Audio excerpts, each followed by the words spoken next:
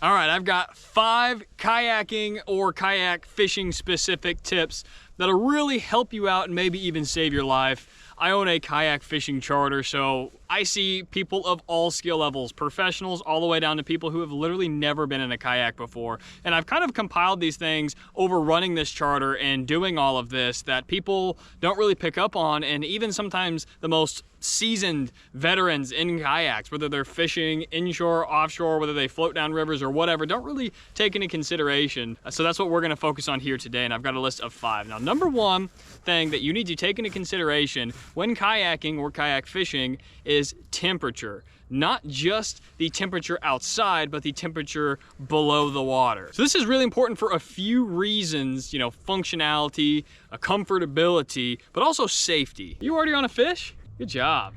That was first cast. All right, understanding how to properly dress can make all of the difference. So for example, in summer, you might be tempted to wear swim trunks, a tank top, and a ball cap, which is great. I do that all the time. Admittedly, I love going out like that. But when I get home or I do it multiple days in a row, I'm absolutely roasted. I get so sunburned. And what I found out is that, yes, I can still wear my sandals, I can still wear my flip-flops, but even finding a super breathable outdoor or fishing shirt that has a UPF protection of about 50, which basically means it is super light, super breathable. If you sweat, it'll moisture wick in, the breeze will go through the fibers, and you will feel really cool, except it's gonna protect you from the sun. So it's ultralight and it protects you from the sun. In fact, if you go out on a chilly day, it'll feel like you're not wearing a shirt at all. They are super breathable. My closet is full of them. So in the summer, dress appropriately, get yourself a long sleeve, sun-proof shirt. It'll go a long way.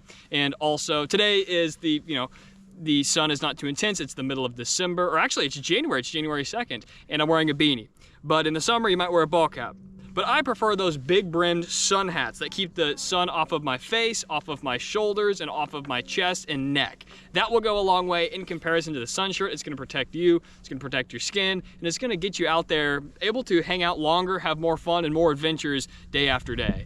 And in the winter, on a cold, windy day where you're gonna be taking on splash, it might make sense to wear some thick denim jeans. But if you go out and it's windy and there's a lot of chop and you're taking on water and you're getting wet, your jeans are never gonna dry. So today I am wearing jeans because it is completely flat and there is basically, we've taken on 0 water. But some days it's a little bit windy, you hit some boat wake, and it just depends on where you're at and the conditions on what you wanna wear. Because if I'm gonna go out and I know that I'm gonna take on water, I'm gonna take on some waves, I'm fishing in an area with a lot of boat traffic, well then I'm probably not going to wear jeans. I'm going to wear moisture wicking, waterproof pants. Same goes for a shirt.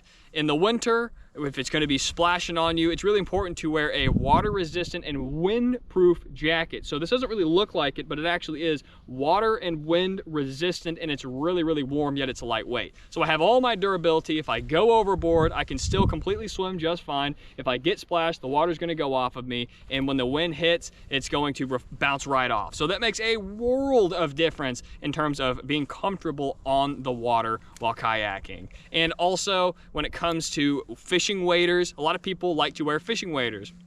One, because they can launch their kayak and they can get in the water and they can get in the kayak from the water without feeling, it's a little chilly, but you're not getting wet. They're basically up to the shoulders, and shoulders down, you are completely waterproof, which is great. However, this is gonna be a tip later in the video, but it's gonna be know your vessel. If your vessel is prone to flipping or has a chance of flipping and you're gonna be in a deep water situation, just know that those fishing waders will fill up with water really, really quickly, and that will weigh you down. Especially if you get separated from your kayak, then that could make it very, very difficult to swim to your kayak without completely stripping the waders and getting rid of them altogether. So if you're gonna use waders, it can be a really good idea or your worst nightmare. Point being is tip number 1, know the temperature. She just caught another trout. I'm getting jealous. Good job. So water temperature is really important as well, and I wanted to bring that up because maybe it is a 60, 70 degree day, but your water temperature is 40, 50, 60, and you've got a nice 15-mile-an-hour sustained wind. Well, although at the ramp you might feel pretty good, a nice breeze, when you get on the water, if the water's chilly, that cool air coming off the water is going to freeze you. So for example, it is about 65, almost 70 degrees today, and I am in a long sleeve cotton shirt and a wind and waterproof resistant jacket. although the wind is really cool and just totally non-existent right now. Earlier, and especially when we're driving in combination with the wind, that cool air coming off of the water can freeze you fast. So my rule of thumb is wear layers, always bring more than you need. You never want to get on the water unprepared. Also, if your waters are hypothermic, you're gonna want to know that. That's good information. There's not a whole lot you can do about it. You can't change the temperature of water, but if you know that you're gonna fall in and you've got 10 minutes to figure out what you need to do before you freeze and die, that's important information to know. Moving on to number 2 is wind and current, and this is extremely important for multiple reasons. Rarely do I ever hit the water without an exact plan in place, meaning I know which direction the current is going, I know which direction the wind is going, because I do not want to launch the boat and then have to paddle against wind and current, or I don't want to go too far downstream with wind and current and then turn around and be like, I have no way of getting back up. It also is very important for fishing. You can pick your spots specifically. It might be a pretty breezy day out of the east, but if you find a spot with a nice tree line where you're gonna be wind protected, and then you can cast into it and you can fish and kayak and have fun all day, versus if you find a spot where the tree line is to your west and you're on the wind blown side, where you're going to be constantly blown ashore. You're going to have all sorts of uncomfortable issues, including fishing issues and just constantly having the wind on you. So I always like to know which direction the wind is going, not only for comfort and fishing and just hanging out and having a good time, but also if you got a strong wind, you don't want to be paddling and having to fight it coming directly to your east or directly to your west, and you don't want to be going directly into it if you can help it, and you don't always want it to your back because maybe that pushes you too far away and you can't get back turned around. Same goes with current. I'm on the ocean, so we deal with tides, but same can go with river systems, or maybe you're on a lake and the dam is moving. Just know what the water is doing and know your physical capability and the capability of your vessel. I'm pretty spoiled. I have a motor. Golly. I'm pretty spoiled. I have a motor that's pretty powerful, so I don't really have to worry about any sort of current or tide situation. It can get me out of whatever, but if I'm just using my paddle, it can get pretty hairy pretty quick, so you want to keep that in mind. Wind and current are extremely important for comfort and safety and route planning. I use the Windy app. It's totally free on my phone, and it shows you like lines. Literally every single day of the week, every single hour, it shows you which direction the wind is blowing with lines, and it's really easy to see on the satellite. It's like, okay, here's a tree line right here. Here's a protected little area that I can kayak. Here's where it's going to be taking on the full wind. And before you even leave the comfort of your home, you know exactly where to launch, the route you're going to take, and how you're going to get back. So definitely take wind into consideration and figure out what the current's doing as well. Number 3, tether everything to your kayak. It's not a matter of when, it's a matter of if. So I am in one of the widest, most stable kayaks on the market. It's the Old Town Sportsman Autopilot 120. And I've never flipped it. I have 3 of these, I had 4, and I've taken so many people out and no one has ever flipped it or even gotten close to flipping it. You can literally put all of your weight on the edge and won't flip it, but I still have everything tethered, including the net that I use to fish. It is tethered to me even though it floats. So I'm gonna show you real quick. Everything I have is tethered. My paddle right here has a leash. I've got a net back here that's actually tethered to the other side here. And I have a Yak Attack Black Pack Pro box, which is tethered to the kayak. And all of my rods, although not hooked up now, tether to the box. So as you can see, basically everything that doesn't float, even some things that do float, in the event of a roll, my rods are good, my box is good, my dry storage is good. You might not have integrated dry storage on your kayak, but if you have dry storage in the back, whether it's even a cooler, things that you want to keep safe and dry like keys, phones, and wallets, doesn't matter if it's a formal dry storage like I have, a Yak Attack box, or just whatever, strap it. Even if you have a milk crate, strap it down, because not if, but when you flip your kayak, knock on wood, no one has ever flipped these or gotten anywhere near it, but on a lot of skinnier, cheaper, you know, floating down the river, flat bottom kayaks, that happens all the time. And you do not want to lose your wallet, your keys, your phone, your fishing rods, your fancy lunchbox, all that stuff. You do not want to lose it. So tether everything to your kayak. Trust me, it might seem like a pain now or like this is ridiculous, but when you do flip, you're gonna wish that you absolutely had everything tethered. Number 4 is really simple. Practice re-entering your kayak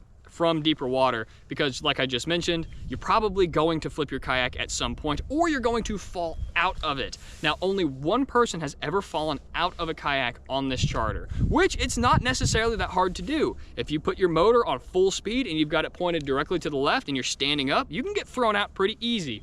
I've never been thrown out, but I've been in that situation all the time, especially with spot lock. But my own father got tripped up on the side. He has replaced hips, he's handicapped, he got tripped up on the side and absolutely plowed right when we were putting him back up at the beach, and it was the funniest thing ever. Point being is, if you were in the event where you flipped your kayak or fell out of it, just practice re-entering. And by that I mean go out to deeper water, or at least fairly deep to where you can get back into your kayak without using your legs. Now, it sucks, it's annoying, but do it when it's nice and warm, when it's summer out, and jump over the side and just simply get back in. Figure it out. Maybe your kayak, you can't just hoist yourself up without flipping. Maybe you have to grab the other side. Maybe you have to climb on the transom. Maybe you have to do a weird angle. Just go overboard and get back in it a couple times, because let's say you are in a super cold water situation and the water is freezing and you're in a hypothermic situation. You have minutes to get back in your kayak.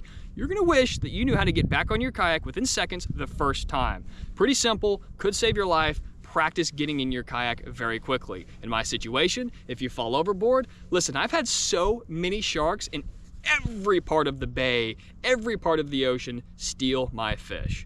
There's probably sharks under me right now. So if I go overboard, I'm gonna wish that I knew how to get in my kayak really, really quickly. That brings us to point number 5, and this one's actually one of the most important, I would say, is know your vessel. Know what it's good at, know what it's not good at, and for example, I have an Old Town Autopilot 120. So it is super heavy. It weighs 156 pounds before the battery, myself, and all my gear and electronics. And I have a motor. So obviously dragging basically a 200-pound kayak 50 yards down a bank to a creek with a trolling motor that basically can only operate if it has at least a foot of water is not going to be your ideal candidate for ultra shallow river floats. So as much as I love this big fancy kayak on the ocean, this is not good for floating. I would be better off with a $100 used Walmart kayak for floating, and it would be way better, because even if you can pop the motor up, of course, you can bring the rudder up, you can do all of that in a second, you can paddle, and then you can drop it back down. People do that in rivers, but if you have to drag it 20 yards over some gravel, it's gonna suck, because this kayak is really, really heavy. And the same goes if you're in a floating kayak that's a sit-in, and it's 10 foot, and it's really narrow, and it's great for hopping in and out and dragging it and sitting in it and paddling and going fast.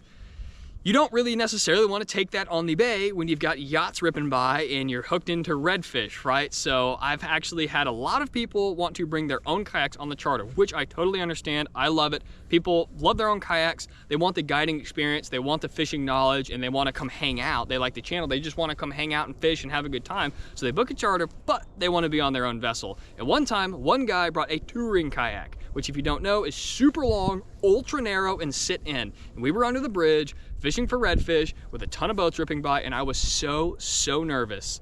So if that guy were to tip, first of all, it's hard to get back in. Those sit-ins fill up with water, would have sunk, and would have been a nightmare in the middle of a bridge in saltwater, surrounded by sharks, tons of other people, and big old boats. That would have been a nightmare. So know your vessel, know the limitations. Are you trying to go straight distance, but you don't need stability? Do you want to stand up and fish? Okay, probably don't want to do a $200 Walmart kayak. Those are not stable and meant to be stood up on. Do you want to be able to stand up and have ultra stability and have absolutely no issues turning around, casting, fighting big fish? Great, maybe you want a kayak like this, except the problem is you won't want to use this kayak on rivers in a lot of other situations. So the point is, know your vessel, keep yourself safe. One kayak does not fit all, and there are so many situations that this big, fancy, expensive kayak, my whole fleet, would be absolutely worthless in shallow areas and other stuff like that. Places where you have to have ultra portability. In fact, I trailer all of these kayaks. I have a triple trailer for the 3 I take out on the charter, and you might not want to trailer it. So if you get a kayak like this, you're probably gonna want to trailer at some point. And most people who own kayaks don't want trailers. So point is, know your vessel, know what it's capable of, and know what you're capable of. So in summary, the temperature, know what it is in the air and in the water, dress accordingly. Also, take into consideration wind and current. Tether everything down in case the event of a flip, and if you do flip, you're gonna wanna practice re-entering your kayak. And finally, know your vessel so that none of these issues are ever an issue. Thanks for hanging out. This has been a 316 kayak adventure, kind of a safety video, making for, you know, really anybody, and even people that come on the kayaks. Anyway, like, subscribe, stay tuned for more kayak content. I will see you in the next 316 kayak adventure.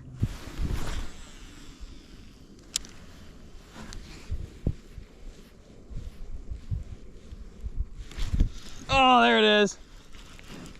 Yes. Yes. Oh, it feels so funny. Oh, it's awesome. No, it's a little trout.